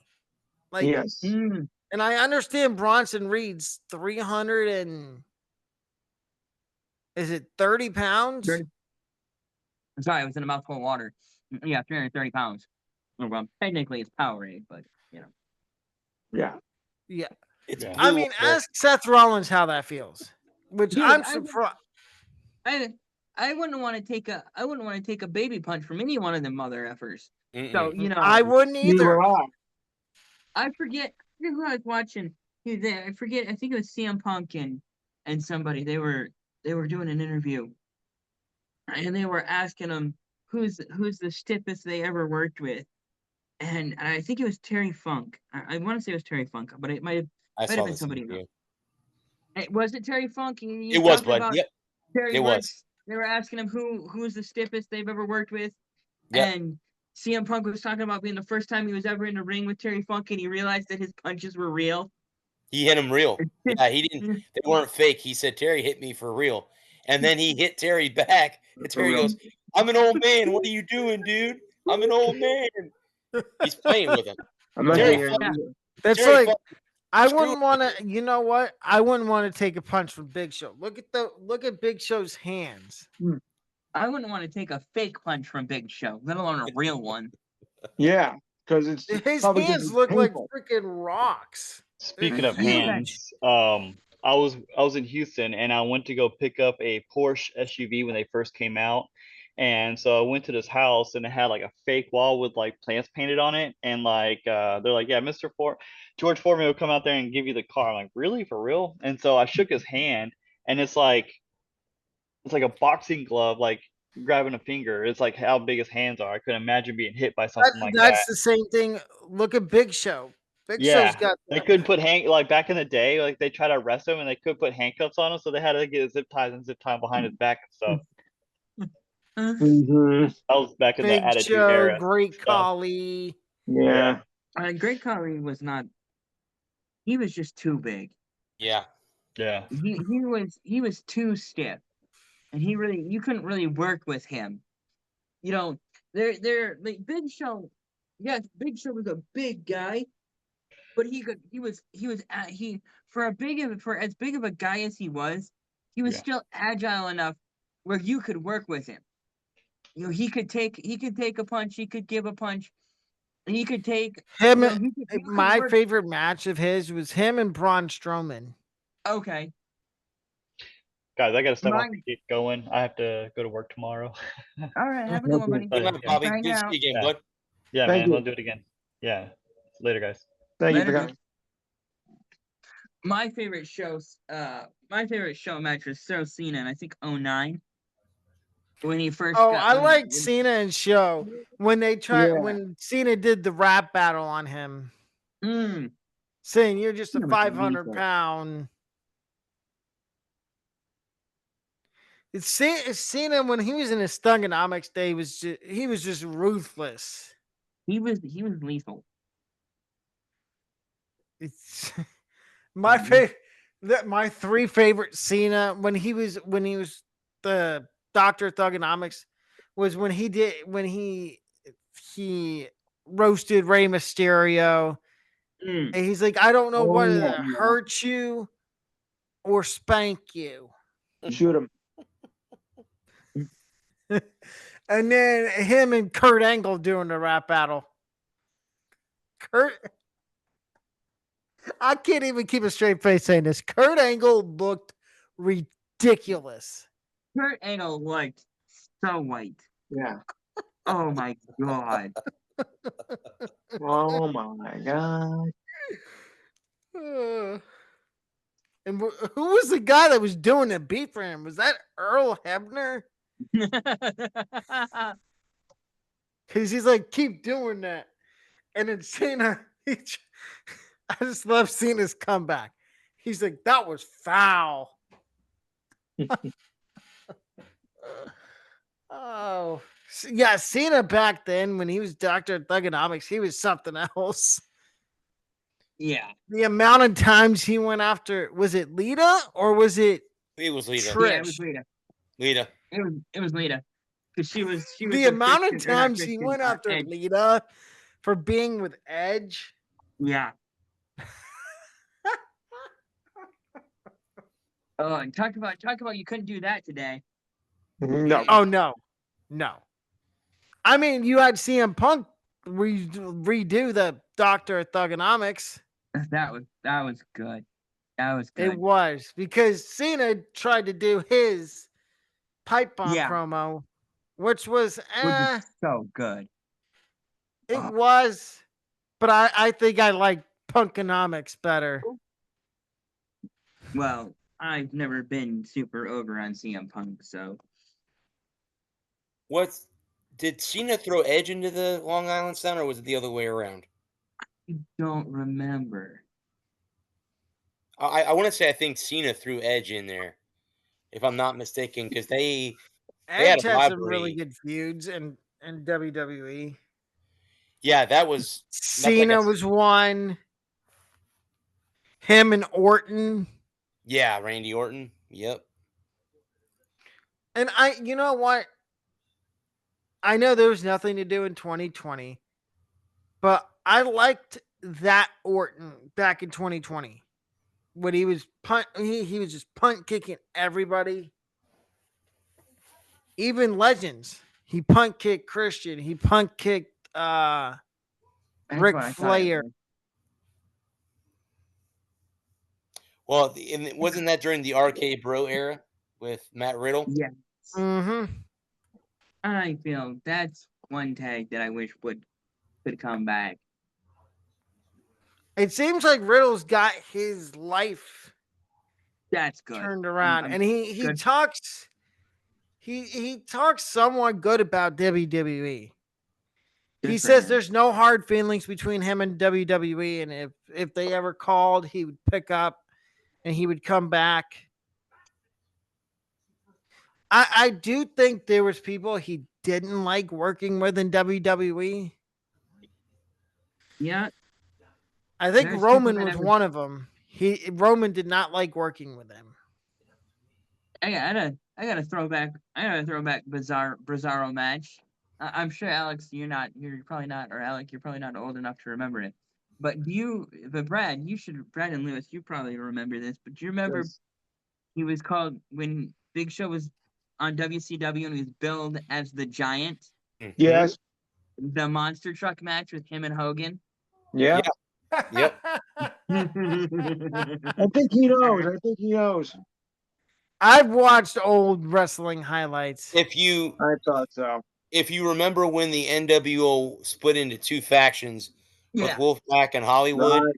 when Sting came down and became a member of Wolfpack, Right. it was the Giant was with Hogan and NWO Hollywood.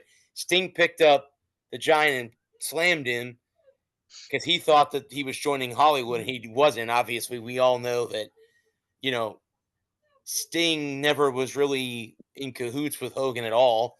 And now Hogan's, Right. I think I saw something that Sting came out and said, oh, speaking of that, not mean to get off topic, but rest in peace, Ryan Sandberg. By the way, Huh? one of the Yes. best Cubs, maybe one of the best Cub players there. Anyway, but yeah, I remember seeing, but he wasn't called he was called the Giant, but wasn't he called something else other than the Giant in WCW before he became the I Giant? don't know. Was he? Was, Nope. was he called? Well, he was Andre Jr. or something like that, wasn't he? Something Or along those Paul lines. White. One of them caused a dispute because of Andre the Giant. So one of them in a dispute He was by that. no, they were billing him as Andre's son. Andre's son. Yeah. Okay. Okay. 'Cause So Paul then White there'd is be no his real name is Paul Wright. right. And let's see. Well, how cool of a match would that have been with Andre and him in their primes? That would have been That would have been It would have been good. awesome. yeah. One of the matches that I wish I got to see and I never get to see and it won't happen now is Taker and Sting. I would have loved to have seen Taker those. Sting would have been Taker Sting would have fed families. I wish I would have For seen generations. Michaels versus Undertaker. Oh, Okay. as it was happening. Career versus Streak. Yep. Actually, I wish I would have got to see the whole streak of the Undertaker at WrestleMania. Other than obviously him losing, I was in the stands where he had his match with Roman, Mm. and I tell you the WrestleMania. It was WrestleMania, I believe 33, 32 or 33, and that was the main event. And up until then, the show was WrestleMania was going really well, and then the air just dissolved from the state from Camping World when Undertaker lost. Mm-hmm. Everybody was disheveled, and everybody was pissed. They're like, "Why do you have Roman going against Undertaker, and Undertaker losing in what was supposedly at the time supposed to be his retirement match?" Was that after he'd already lost to Brock Lesnar? Yep. Okay. And seeing his entrance in person, totally different than seeing it on TV. Yeah. Well, he's in NXT, And right? I was right next to the stage. So I got the full Undertaker. Hell's Bells. Mm-hmm. It was I love the seats I had because there was a couple wrestlers I got to, I don't want to say heckle, but I gave him a hard time. Kevin Owens, Jericho. And I think Jericho turned to me and said, "Shut up." Nice. I'm sure he would. I wanted to say something back, but I'm like, you know what? I'll just keep my mouth shut. And then I tried to heckle Seth, and he just he shrugged it off. Yeah. Jericho's a pretty good singer. You bomb. Yes. Got to see his band in person. He's pretty good. Fonzie, I think it is. It's Fozzy. Fozzy, yeah. And then I Fozzy tried to the Pimp. heckle. Get this, I tried to heckle Triple H. Oh yeah. I bet you Don't don't get me even wrong, sip the water, Stephanie's bum. good looking, but Triple H can do better. Really? Yes. I don't know, man. You give me the option of Stephanie McMahon and the keys of the kingdom. I'd take the keys to the kingdom. Right? But at the end of the day, you love who you love. I Yeah. like Triple H now as director of what is he? Director of creative and CFO. chief finance Yeah, officer. he's CFO, I think. Yeah. I like him now. There was times as a wrestler I did like him, but I like him more now. Because his press conferences are hilarious after the PLEs. Mm-hmm. Did you enjoy the show? Did you enjoy the show? Or we're just along for the ride. Dude.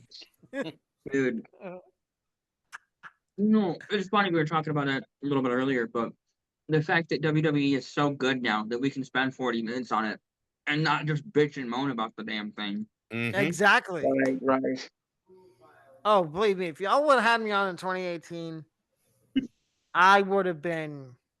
That's all I would have been doing is complaining about it because it was horrible. That's all we did was complain about it, bro. Was Yeah. borderline unwatchable. It really Mhm. was. Man. I tried to find stuff to do on Mondays and Fridays to get away from watching wrestling. Yeah. Was hell. My first pay-per-view was Battleground 2016. Okay. And I got to see the Wyatts versus the Usos. Great match. Yeah. But yeah, Triple H is a great booker. Even though people want to dog on him and say, "Oh, you need to stop stretching out these stories such a long time." Like, I get the whole Austin Theory and Grayson Waller. Like that should have been done a long time ago. You want my leftover Mexican Sure. for tomorrow or tonight? Sure. You want tonight or tomorrow? Tomorrow. I'll never turn down leftover Mexican. Yeah, thank you. Man. Yeah. Letting your dog eat your daddy. Good girl. Scared the shit out of me. Thank you. I'm good. Brad. That was unexpected. Well, then again, this is live. I'm good. So yeah. I'm good. Are you sure? Yeah, I'm sure. I'm okay. What, you shit yourself? Pretty close. I didn't know what the hell was going on. Holy cow. I'm like, okay. So at the door. You're a good Nice dog. girl. Nice dog. Girl, your daddy. Oh, no. No, ma'am. Oh, No, ma'am. boy. No. Whoa, calm down. No. Easy boy. Easy boy. Do we need to end early so you can go clean your shorts out? Yeah.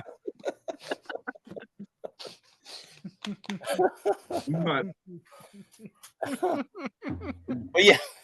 Officer, I've never seen people before in my life. Yeah. Well, see, like you guys, I grew up a WCW guy. That was how I grew up in wrestling. So Goldberg, Sting, Hogan, Nash, Scott Hall, X-Pac.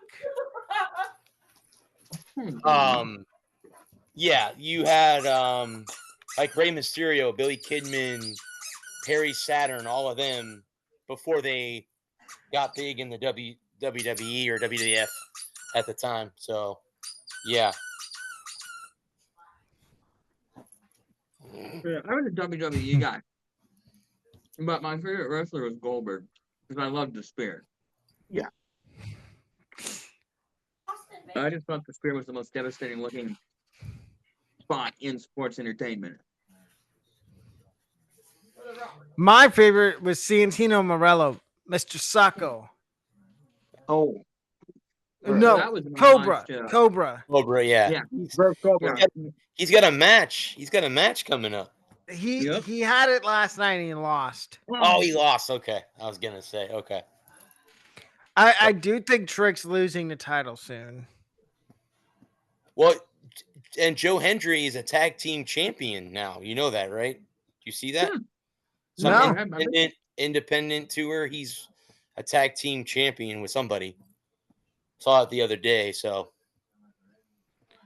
I still think he's coming to WWE. I think Javon Evans is gonna win the NXT championship from Obafemi. Really? Okay. Yep. Undertaker was giving him advice at the end of NXT the other night to continue to go after the big dog, which I think we can all assume that would be Oba. Yeah. Because Javon was trying to call out Oba in his promo he did the other night. And of course, Trick thought he was talking about him. Mm-hmm. Like, Trick, keep your nose out of other people's business. Yeah. Well, you texted me, Bud, the other day, and you said that Trick thinks he's in charge of 2 NXT, and then of course TNA. So he thinks He's not. No, I know that. I'm just saying he thinks He thinks he runs both shows, and he unfortunately he doesn't. And he's gonna lose that title either to Mike Santana or somebody else. Well, how funny would it be if he loses it to like Cedric Alexander, who's now in TNA? Well, that would be hilarious. Or Mustafa Ali. I was gonna say Mustafa Ali. Yeah. They're both Those are both two in guys TNA. that they failed big time in WWE. Especially Mustafa Ali with the whole retribution gimmick they tried to give him. Doesn't he have his own faction in TNA? Yes, I believe he does. And then Enzo was at Slammiversary too. Really? Yep. Because Zillafat 2 made his TNA debut at Slammiversary. I was so happy that Toni Storm got her title back, and it wasn't Monet who won that title. Just saying out loud. Ugh. I love Toni Storm, but I hate Mercedes Moné. Toni Storm has She has the best gimmick Oh, in all of professional wrestling. the fact that she calls herself a whore, she says that too all the time. She says it Yeah. all. You watch her during press conferences. She's like, "Yeah, I'm a transatlantic whore." And I'm like, "What?" And Really? oh yeah, Yep. she. Yep. The transatlantic whore. If you watch her press conference after Slammiversary, I mean, she's drinking orange juice out of a orange juice container. After All In, After All In, I'm sorry. After All In, yeah, she's sitting at the podium drinking orange juice. Yeah, and then she's going through all these people like, okay, you're good, and then she'd say "F you" to these people. Like she goes, Tony Schiavone. Oh, F and then she's like, Wow. she's like, certain people. I think she said with Billy Starks, I don't have a sexual relationship with her.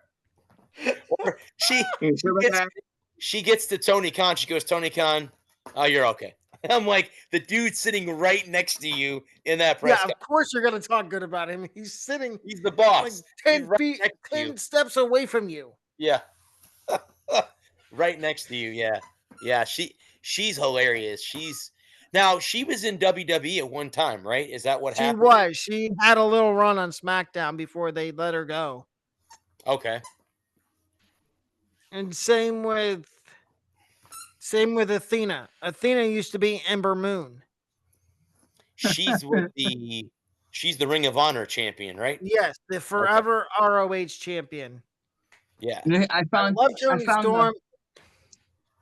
I found the full quote. I'm a manic, neurotic, erotic, sexually questionable, consistently sweating, bottom heavy, transatlantic whore. Wow. And that's with her standing at the foot of her title, by the way, her saying that. I'm gonna have to find the video when we get off here in a couple Oh minutes. no, it's leading up to her match with Monet, and that's what she said. She takes her shirt off. She's got a jacket on, and she takes the jacket off, and she's like, yeah, yeah, that's the quote. Yeah. I need that on a her t-shirt. feud with Blake Monroe, that's now in WWE, was really good. I remember us talking about it, Brad, on when we did wrestling. Okay. Her, Tony Storm and what was her name?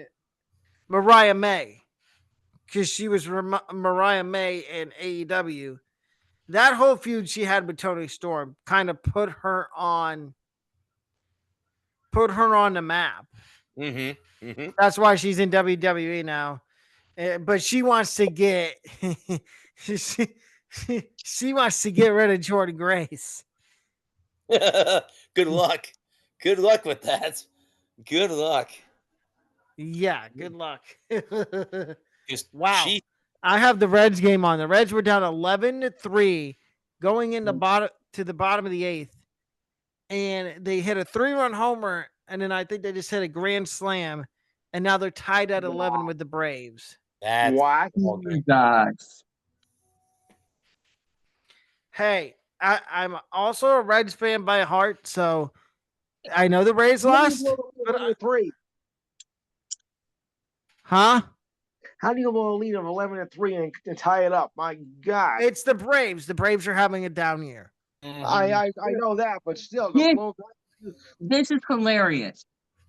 It was 3-3 and going into the 8th. It's 11-11 going into the 9th. Yeah. Explain that.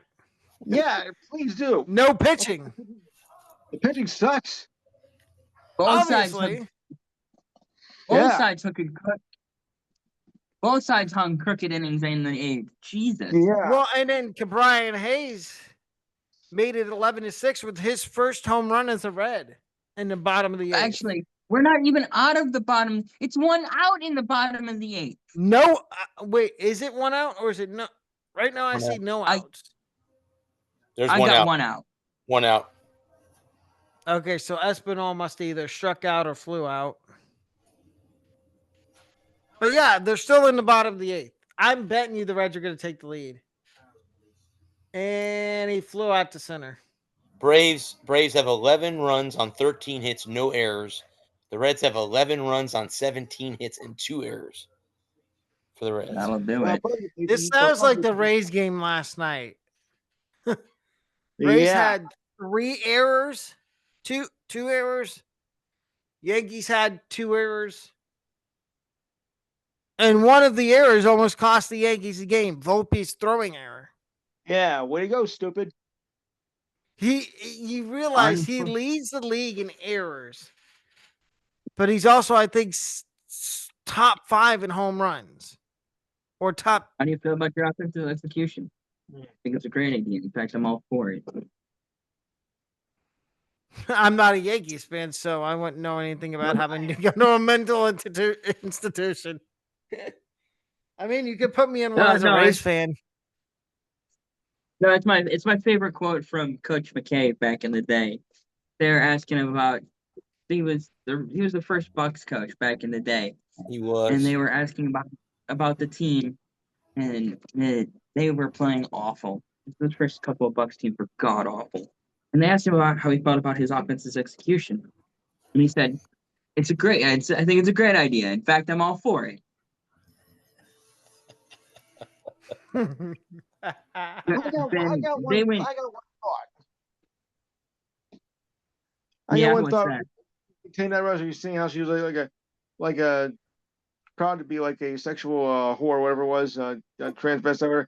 Well, would she also be considered a sweet transvestite from transsexual Transylvania, or no? I had to throw it in. I had to do it. You know what? I think we're gonna end the show right there. I'll leave that thought to I'll let Lee talk about his show. I'll leave the thought just like that. That's been I'll leave it just like go ahead, Lou. Talk about your show, bud, on Saturday. And I'll have one of those on Saturday as well. No. Enhanced Sports. He's here all week, folks. 7 years and still going. Anywho, on this week's Enhanced Sports Show, we got a doozy for you, as we'll talk about the NFL Hall of Fame game, which is currently going right now as we speak. If you're a Lions fan, great. If you're a Chargers fan, you might want to go to bed early. Also, we'll recap the women's final of the Euro Cup that happened last Sunday. Big day with the trades, so we're going to talk the MLB trade deadline. I don't know if we're going to be able to do everything because I can't take up the whole show with just one topic, so I'll do the best as I can. We'll continue on with the NBA and WNBA. When will King Clark ever get back to normal? That remains to be seen. And of course, we'll have MLB as well, along with our regular features with your thoughts and comments. The ridiculous side of the week, which I think I've already mentioned. Hint, hint. Sports trivia, this day in history. The good news story of the week. And it's that time when we do our monthly look at the standings and the schedule. And August, if you think it's going to be a quiet month, nah, not really. July was busy, but August should be just as busy as well. So remember, it's 512-543-4662. I'll repeat that again. 512-543-4662 on Saturday, 4 to 6 p.m. Eastern Time. Alec, you're in the Eastern Time Zone, right? Yes, I am. Good. I keep forgetting for some reason. All right. So 4 to 6 for, in the East, 3 to 5 in the West, and midnight in Europe, I think. Yeah. Well, I got to count them Oh, too. lovely. Yes. Very Well, lovely. top of the morning to you. Yes, of course. Well, So if you get a chance, call in. I could use it. This has been a great show. These three guys make my Thursdays great every week. Thanks to Joe, come on talking about his book. Thanks to Bobby coming on as well, being on for us for a little while. Thanks again to the men and women of our armed services, our first responders. Thank you for doing what you do. We wouldn't be able to do what we're doing without you guys doing what you do. This has been the Walker Report. We are part of NGSC Sports. We will be back here, guys, next Thursday, 8 o'clock. Until then, I am the sports writer, Bradley Walker. Peace. Good night. Right, send it. Okay. Yeah.